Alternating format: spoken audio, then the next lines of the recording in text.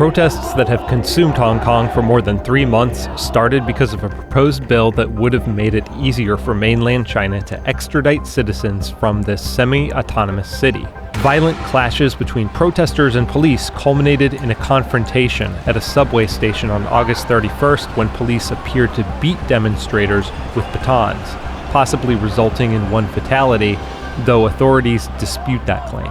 The activists, politicians, and academics we spoke with said that the protest movement has become about much more than the extradition bill, which the government has since withdrawn. It's a fight for the survival of an island of liberalism in the shadow of an increasingly authoritarian superstate with ambitions of global dominance. We are at the front line between the greatest dictatorship among human history, which is CCP, and the freedom world. And Hong Kongers, we show that we stand with the freedom world. And of course, we hope the rest of the freedom world can support us in this battle, in this war between dictatorship and freedom. Hong Kong's peculiar one country, two systems governance model began when Britain handed over its former colony to China in 1997, on the condition that it be allowed to maintain its existing governance structure for another half-century. This city of more than 7 million prospered economically, with China mostly holding up its end of the bargain. Hong Kong's constitution protects freedom of speech and assembly, but the city enjoys what's been described as liberty without democracy. The government, including the city's chief executive, isn't entirely elected by the people. If you did this interview with me in 1997 and asked me, when do you expect that people in Hong Kong would get this universal suffrage? I think most people at the time would say, well, maybe 10 years. That was almost like part of the promise in the basic law. But as time goes by, promises were broken.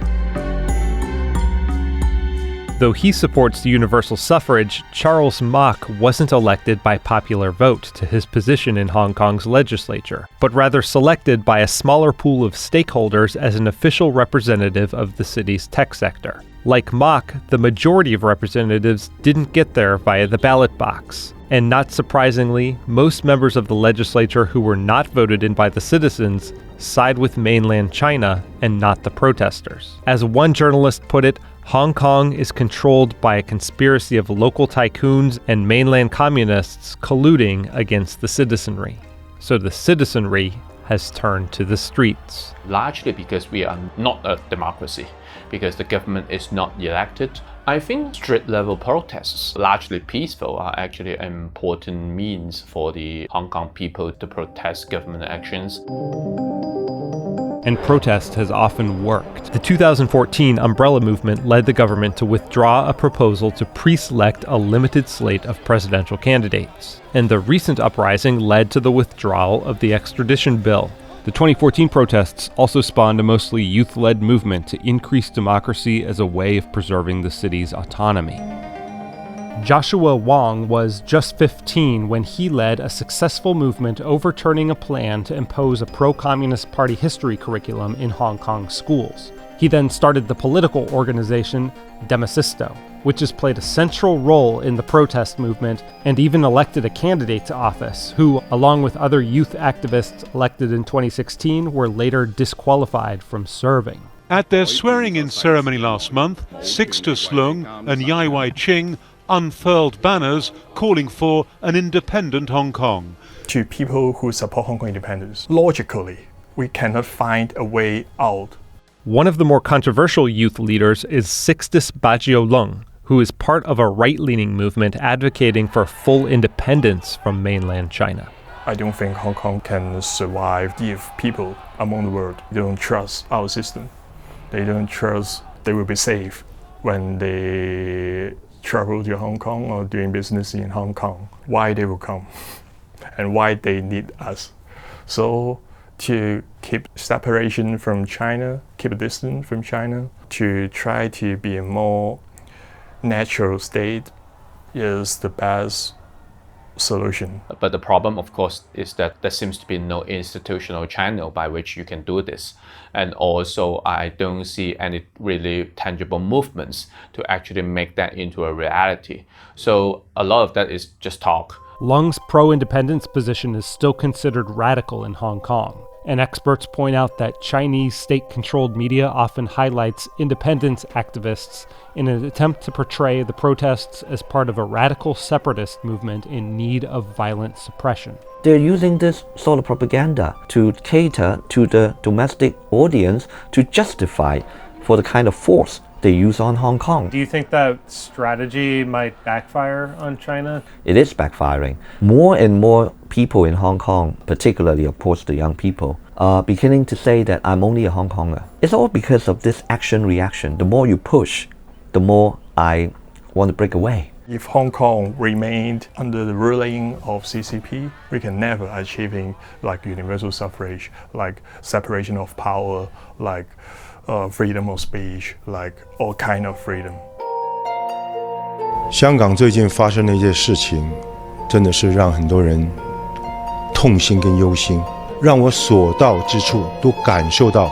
We see 96-7% of the entertainment scene silencing themselves and really just trying to keep out of trouble. Pop singer Denise Ho is one of the few local celebrities who is publicly supporting the protesters. Others like Jackie Chan and Liu Yefei, the star of Disney's live-action Mulan reboot, have praised the Hong Kong police and criticized the demonstrators for being too destructive. Right now, we are at a point where the communist government, they do not accept this stance of neutrality. For them, saying silent means that you are with the protesters. They are trying to force everyone to choose a side. Most of the people, they would be afraid to go against this huge machine because everyone wants a piece of the Chinese market. Ho has been banned from performing in the mainland. She says her records have also been removed from Chinese stores and some of her international shows have been canceled because of alleged security concerns. Mainland China detained employees of a Hong Kong bookstore known for selling literature critical of the Communist Party on dubious charges. Prospective candidates with certain controversial views are barred from running for office. Leaders of the protests have been imprisoned, and there's talk of making it illegal for Hong Kong residents to boo the Chinese national anthem, such as at this recent soccer match.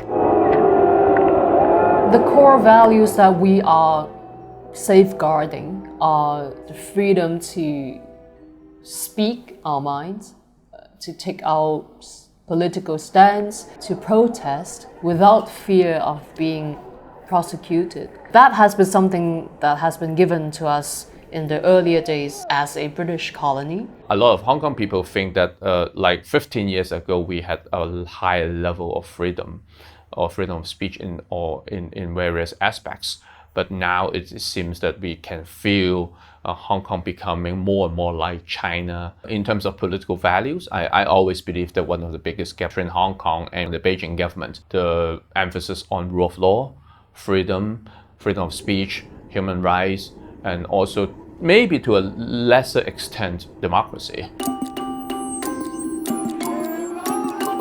Activists see the fight for more democracy as a path to securing more liberty. They're demanding the citizens be allowed to fully elect the city's legislative body and chief executive, but winning that right requires approval from Beijing.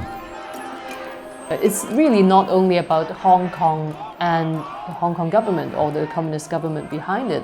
It's really a fight of these universal values that we as a more hybrid city might be aligned with a lot of different Western societies.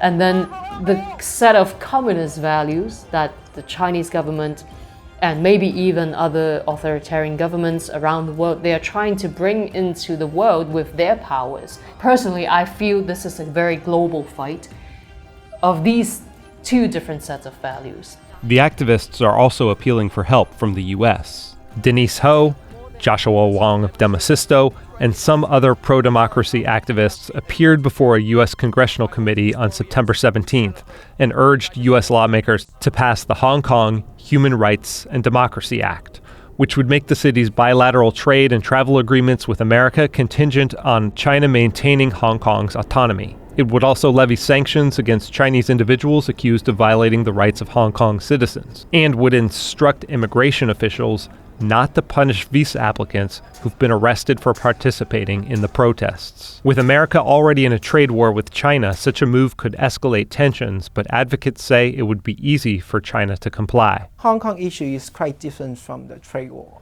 Hong Kong issues is actually preventable.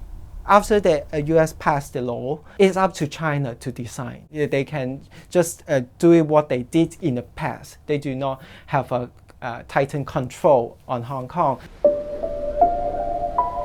At the moment, I have to say that I'm pretty pessimistic because it's just so difficult to stop China from extending the kind of power and control that they wish for, particularly with the current leader of the country. Xi Jinping is seen to be a very much of a total control type of mentality, type of person. In a way, I think many of us are probably even thinking that what we're trying to do right now is to slow down the change in the wrong direction, preserving whatever we got for one country, two system at the moment. Despite that pessimism, the movement's leaders say they have no choice but to keep fighting for liberty and democracy, or else Hong Kong will be subsumed into an authoritarian state. There's only win or nothing.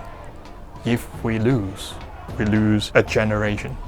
Okay, this generation, they will be put into jail, they will be harassing, so all or nothing, and now or never.